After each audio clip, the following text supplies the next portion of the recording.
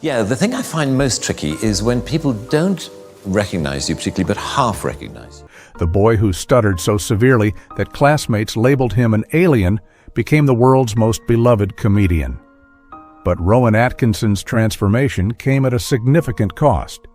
He discovered his stutter vanished completely when he performed, but only then. Every Mr. Bean episode emotionally drained him. He described the character as exhausting and eagerly anticipated filming's conclusion. The man who made millions laugh confessed he felt like an imposter. Now at 70, he's revealing how his childhood trauma shaped everything.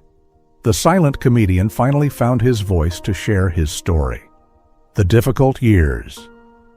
Rowan Sebastian Atkinson was born on January 6, 1955, in Consett, a small town in County Durham, England. He was the youngest of 4 boys, but something tragic occurred before he was even old enough to remember. His eldest brother, Paul, died as an infant, leaving just 3 brothers. One of Rowan's brothers, Rodney, later became an economist and nearly became the leader of the UK Independence Party in 2000. Growing up on a farm, Rowan lived a very quiet and disciplined existence. But the ironic thing is, he would one day become famous for portraying loud, silly characters. When Rowan was around 5 years old, he developed a severe stutter. He couldn't produce words smoothly, and it made school extremely challenging. He attended Durham Chorister's School, where the bullying was brutal. Canon John Grove, who worked there, remembered Rowan as a shy boy with a rubber-like face and a speech impediment. Some of his classmates even claimed he resembled an alien. They mocked the way he talked and how he looked. Rowan spent most of his time in isolation. One of the students at that school was Tony Blair, who would later become Prime Minister. Tony was 2 years younger and recalled how difficult things were for Rowan. The bullying was so severe that a 2007 article in The Independent discussed it. But something remarkable happened when Rowan stepped onto a stage. His stutter would completely disappear. He could perform without any difficulty whatsoever. That painful aspect of his childhood became the key to his gift. The academic awakening. Despite the bullying, Rowan was academically brilliant. He achieved top grades in his science A-levels and earned admission to Newcastle University in 1973. At just 18, he studied electrical and electronic engineering. People assumed he would become a scientist or engineer, not a comedian. He graduated in 1975 at age 20. Following that, he pursued his father's footsteps and attended the Queen's College, Oxford, for a master's degree. His MSc focused on something highly complex called self-tuning control systems. He even began work on a PhD, but didn't complete it. He felt something pulling him toward a different direction. His instructor, Chris Robson, once remarked that Rowan didn't stand out in class. But the moment he stepped onto a stage, he transformed into a different person. That's when the genuine transformation commenced. The meeting that changed everything. While studying at Oxford in 1975, Rowan joined the Drama Society and a review group called The Etc. During this period, he met a young writer named Richard Curtis. This encounter would transform both of their lives. Richard witnessed Rowan perform for the first time at a rehearsal in early 1976. He later described seeing a quiet, peculiar-looking guy standing in the corner. But when Rowan finally performed, Richard was absolutely astounded. Rowan executed a sketch about driving and a piece where he mimed while simultaneously speaking. Richard called it pure genius. That same year, in August 1976, Rowan performed with the Oxford Review at the Edinburgh Festival Fringe. It was his first time performing for a substantial national audience. The show succeeded, and Rowan's path suddenly crystallized. He was no longer merely an engineer, he was a performer. In 1975, while still at Oxford, Rowan officially commenced his master's degree in electrical engineering. His research was serious, and he published his thesis in 1978. But he devoted more and more time to acting. The contrast between engineering and comedy created complications. Still, that technical background remained with him. Years later, he would become among the first celebrities to purchase electric vehicles.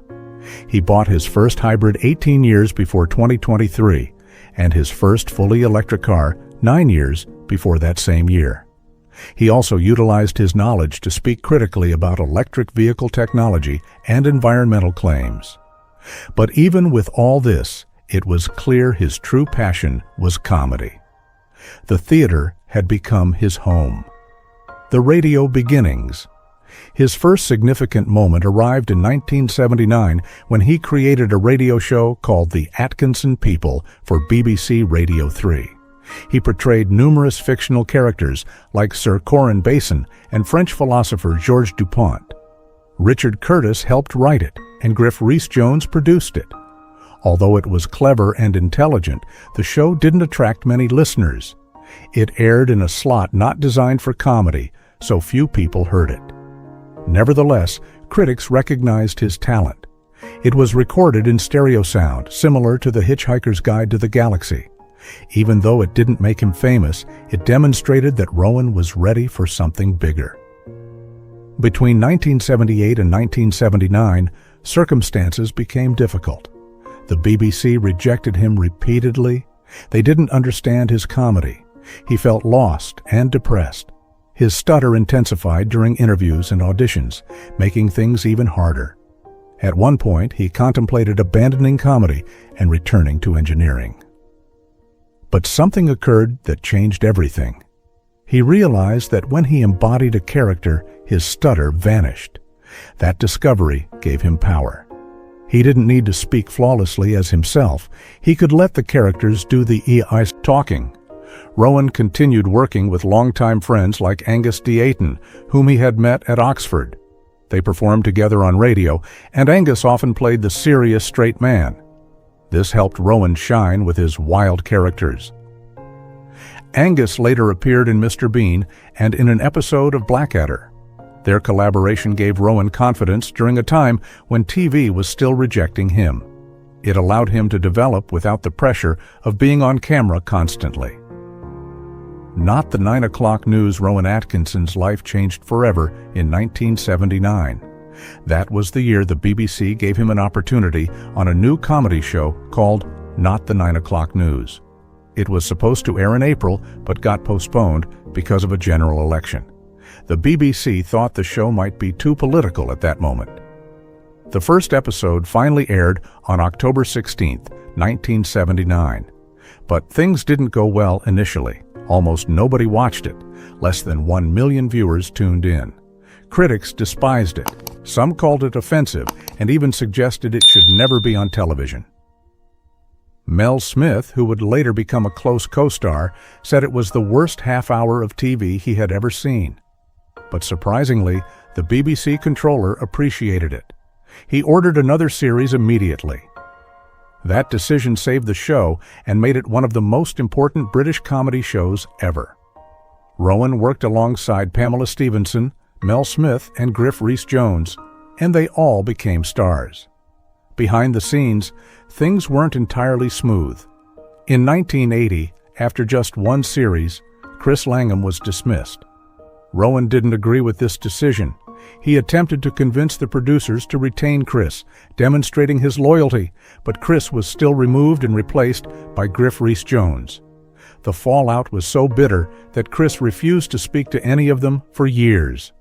On top of that, the BBC began cutting the show's budget. It became so severe that they even joked about it in an episode called The Outrageously Expensive Not the 9 O'Clock News. They had to stop filming in elaborate locations and cut smaller roles. During this time, Rowan's serious and perfectionist side started to emerge. The tone of the show also shifted, moving away from shock humor and leaning more into clever and peculiar comedy. Then came the moment that transformed everything for Rowan. In 1980, during the second series, a sketch called Gerald the Gorilla aired. Mel Smith portrayed a professor who claimed to have trained a gorilla named Gerald. But Gerald, played by Rowan in a gorilla suit, turned out to be smarter and angrier than anyone expected. When the professor said he caught Gerald in the wild in 1968, Gerald snapped, shouting, "Wild! I was absolutely livid." That line became famous. The sketch became so popular that real scientists jokingly started calling groups of baboons a flange, just like in the sketch. The episode helped the show win the Silver Rose at the Montreux Festival in 1982. It also won the BAFTA for Best Light Entertainment. Program? That one sketch helped launch Rowan's career as a master of physical comedy and strange humor. It also set the stage for his future roles in Blackadder and Mr. Bean. In 1981, something even more surprising happened. The show released a comedy song called "I Like Trucking" as part of the album Hedgehog Sandwich. The song became a hit. Nobody expected Rowan, who had no music background, to be part of a charting single, but he was.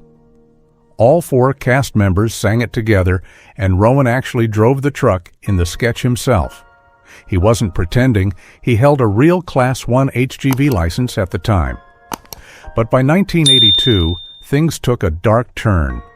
The show ended in March that year, and it wasn't because of ratings. It was because the cast, including Rowan, had reached a breaking point. They were exhausted, the fast pace, the pressure, the writing, the acting, the anxiety. It all became too much. Rowan, in particular, was struggling.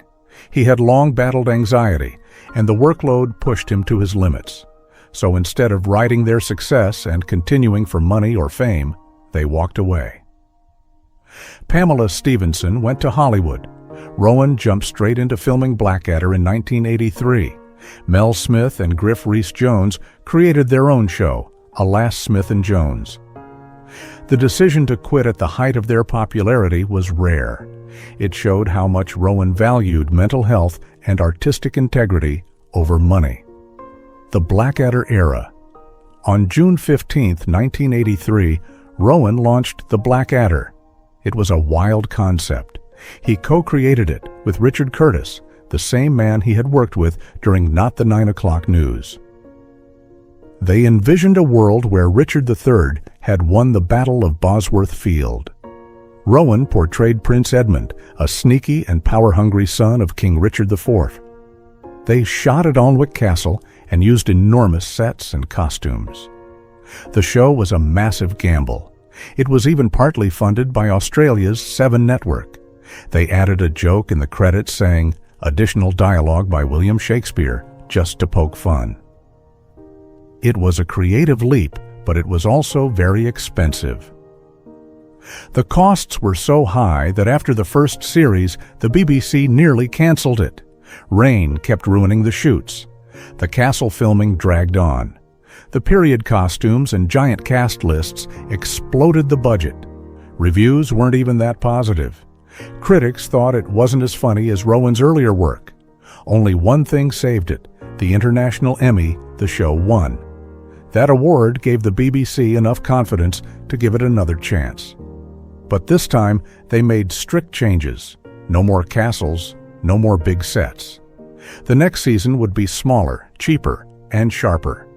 That decision completely transformed the show's future. In 1986, Blackadder II premiered. Everything was new. Ben Elton joined as co-writer, bringing faster jokes and tighter stories. They dropped the huge film scenes and focused on character moments. Rowan no longer had to share the spotlight with bigger actors like Brian Blessed. He now carried the show. One of the biggest changes was the cast. Miranda Richardson played Queenie, a squeaky and hilarious queen that audiences immediately loved. There were legendary guest appearances too, like Tom Baker as Captain Redbeard Rum, who was unforgettable. Rowan's character, Edmund, became sarcastic and clever, while Baldrick, who used to be smart, turned into the lovable fool fans adored. At first, some fans were upset. A critic even named Rowan Wally of the Week. But over time, public opinion shifted.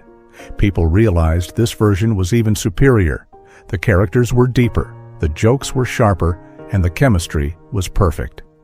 The final season, Blackadder Goes Forth, aired in 1989 and became something nobody expected.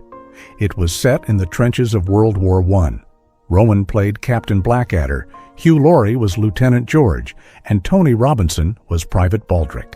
It was humorous but also serious. It showed the futility of war without losing its humor. People were nervous that making jokes about World War I might be disrespectful, but it wasn't. It was powerful. It won Best Comedy Series at the 1990 BAFTAs. Rowan also won Best Light Entertainment Performance.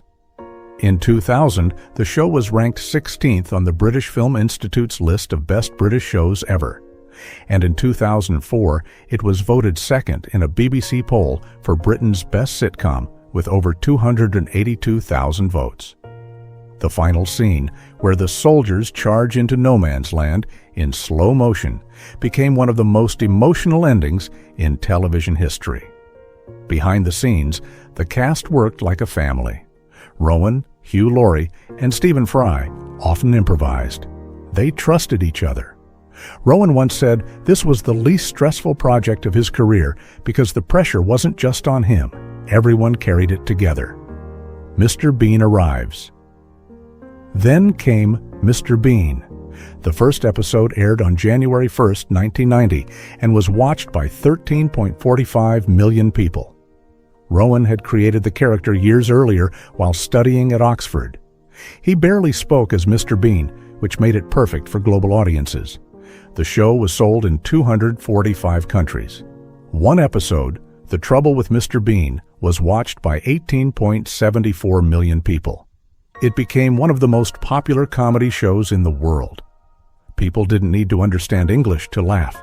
The physical comedy crossed every barrier. But behind all that laughter was something darker. Rowan was suffering. He admitted he didn't enjoy playing Mr. Bean. It was stressful. It drained him. He said the responsibility felt heavy, and that he often looked forward to the end. Since the character barely talked, Rowan had to express everything with his body and face. That took an emotional toll. What the world saw as simple comedy was actually a painful performance for the man behind it. In 1997, Mr. Bean made it to the big screen. The movie Bean made over $251 million worldwide. Of that, more than $245 million came from international markets. In Australia, it opened at number 1 with $3.1 million. In the UK, it broke opening records by making $2.5 million. In Germany, it earned over 12 million Deutsche Marks in its first weekend. It became the fastest UK movie to reach $100 million even before releasing in the United States. But all that success only made Rowan feel more tired. He was already struggling with the character, and now the world wanted more of it. In 2002, he found a solution. He started Mr. Bean, the animated series. It began on March 2nd and ran until November 1st, 2004. The show had 52 episodes. This format was a relief. Rowan only had to do the voice. No more exhausting physical work. The show became popular with children and moved to CITV. It introduced new characters and stayed true to the original. The animated version kept Mr. Bean alive without hurting Rowan's health. The series kept running, and by 2024, it was still being produced. In 2012, Rowan brought Mr. Bean back for one more live performance during the London Olympics. He acted out a comedy bit during Chariots of Fire, and 26.9 million people in the UK watched it. Globally, 900 million people saw it. It was one of the most tweeted moments of the night, but the performance took a big toll on Rowan. It left him drained for weeks. Many people now see that moment as his last major appearance as Mr. Bean in full physical form. Beyond Bean and Blackadder, even outside of Mr. Bean and Blackadder, Rowan kept surprising people. In 1994, he played a nervous priest in 4 weddings and a funeral. The movie was made for just $3 million and shot in 6 weeks. It made $245.7 million. His wedding scene, where he fumbles the vows, became iconic. That small role helped shape his next big character. In 2003, he starred in Johnny English, a spy parody. It made $160 million worldwide on a $40 million budget. It started from his old Barclaycard ads. He performed action scenes, dance routines, and physical comedy. The success led to a sequel, Johnny English Reborn, in 2011. It had a $45 million budget, though it only made $8.3 million in the U.S. International audiences loved it. In 2018, Johnny English Strikes Again hit theaters. The story involved a cyber attack and digital surveillance. Rowan used his real engineering background from Oxford to bring depth to the role. The film balanced old-school spy fun with modern tech fears, connecting with audiences worried about online safety. In 2005, Rowan tried something different with Keeping Mum. He played a pastor dealing with family problems. The movie didn't do well. Critics and viewers didn't respond. It was too dark for some and too odd for others. The failure made Rowan step back from film. He took 2 years off to focus on live shows and television before coming back strong with Johnny English Reborn. Personal life and relationships. Rowan Atkinson first met Sunetra Sastry in the late 1980s. She was a makeup artist working on the BBC series Blackadder. Rowan actually switched makeup artists just so he could talk to her. That made his co-star Stephen Fry quietly disappointed because he had also wanted to ask her out. But Rowan got there first. They fell in love and married on February 5, 1990, at the Russian Tea Room in New York. Stephen Fry was his best man. They had 2 children together. Their daughter Lily was born in 1993, and their son Benjamin in 1995. For 24 years, they stayed together. But everything changed in 2014. That year, Rowan and Sunetra separated. The divorce became final in November 2015. In court, Sunetra said Rowan was behaving unreasonably. At the same time, Rowan had quietly started seeing another woman, Louise Ford, who was much younger. The media exploded with headlines, and Sunetra was heartbroken to be replaced by someone so young. One terrifying moment in Rowan's life happened in March 2001. He was flying with his family in Kenya when their private pilot suddenly fainted mid-air. Rowan had never flown a plane before, but he grabbed the controls and managed to keep the aircraft steady. He held on until the pilot woke up and safely landed the plane in Nairobi. Rowan was 46 years old at the time. That moment showed something people never expected from the man who played Mr. Bean. In real life, he stayed calm and saved everyone. Controversies and public stands. In October 2012, Rowan gave a speech in Parliament that surprised many people. It was about freedom of speech. He spoke for 9 minutes, defending the right to say things, even if others find them insulting. He said too many things are called offensive and that people should be allowed to speak freely. That speech went viral, getting over 140,000 views in just a few days. But not everyone agreed with him. Some LGBTQ+ groups and progressive activists accused him of protecting hate speech. Still, the law did change. The part of the Public Order Act that banned insulting words was removed. People realized Rowan wasn't just a funny man. He had strong opinions and wasn't afraid to speak up. In 2013, while acting in a play called Quartermain's Terms, Rowan began a new relationship. He was 58 years old. His co-star, Louise Ford, was 31. She left her boyfriend, comedian James Acaster, to be with Rowan. Their age difference was 27 years, and many people called it a scandal. The news broke in 2014, around the same time Rowan separated from Sunetra. Reporters and fans judged them harshly, but Rowan didn't talk about it. He once said, "The only thing more important than not talking about your personal life is not talking about why you're not talking about it." In December 2017, Louise gave birth to their daughter Isla. Rowan became a father again at age 62. The electric vehicle controversy. Rowan had always been seen as an environmental supporter. Since the 1980s, he drove electric and hybrid cars and spoke up about climate change. But in June 2023, he wrote an article in The Guardian that shocked everyone. The title was, "I love electric vehicles," and was an early adopter, but increasingly, I feel duped. In the article, he claimed electric vehicles actually cause 70% more greenhouse gas emissions during production than normal cars. He criticized the batteries used in EVs. That article made headlines across conservative media like Fox Business. Environmental scientists were angry and said his claims were misleading. Then it came out that Rowan owned a huge collection of supercars, including rare McLarens and Aston Martins. Parliament even blamed his article for slowing down EV sales across the UK. His critics said he helped fossil fuel companies even while enjoying a very high carbon lifestyle. Voice work and The Lion King. When Disney offered him the role of Zazu in The Lion King in 1994, Rowan didn't want to do it. He said he had never liked voice work, but he agreed anyway, and his voice became one of the film's most memorable parts. The Lion King earned $968.5 million around the world. It became Disney's highest-grossing hand-drawn film. Even though he didn't do the singing voice, his Zazu performance was a big hit. He didn't return for the 2019 remake, which still made $1.6 billion, and fans missed him. It was one of those strange moments where something he didn't want to do became one of the biggest wins of his career. The retirement question. In 2018, Rowan appeared on The Graham Norton Show and made a shocking confession. He said filming was very difficult and exhausting. He felt like nothing he did was ever good enough. Back in 2012, he had already told The Telegraph he wanted to retire Mr. Bean.